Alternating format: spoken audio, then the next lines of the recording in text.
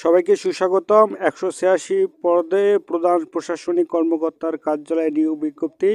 এটি 1 জানুয়ারি থেকে আবেদন করতে পারবেন এবং 31 জানুয়ারি পর্যন্ত আবেদনটি চলবে।